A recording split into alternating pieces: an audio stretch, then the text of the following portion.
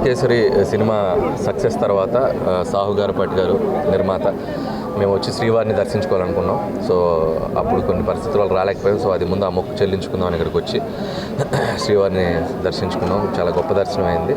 So చాలా సంతోషంగా ఉంది. ఇప్పుడు దిల్ రాజు గారి బ్యానర్లో శ్రీ వెంకటేశ్వర క్రియేషన్స్లో వెంకటేష్ గారితో మొన్ననే సినిమా ఓపెనింగ్ అవ్వడం కూడా జరిగింది. సో వెంకటేష్ గారిది నాది 3వ చిత్రం. సో నెక్స్ట్ 2025 సంక్రాంతికి రాబోతుంది.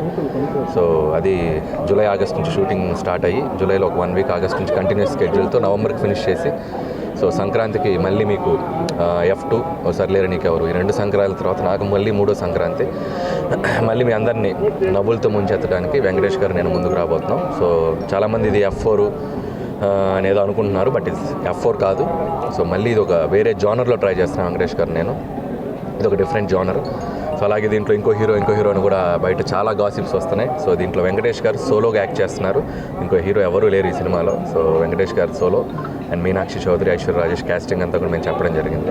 సో మళ్ళీ ఒక hilarious ride, fun ride 2025 Sankranti మీ ఫ్యామిలీ అందరితో వచ్చి మళ్ళీ ఈ సినిమాని చూసి మీరు అద్భుతంగా ఆనందించి వెళ్తారని ఆశిస్తున్నాం. మళ్ళీ శ్రీవారి ఆశీస్సులతో మళ్ళీ ఆయన్ని దర్శించుకుంటాం ఆ సినిమా తర్వాత. So thank you so much.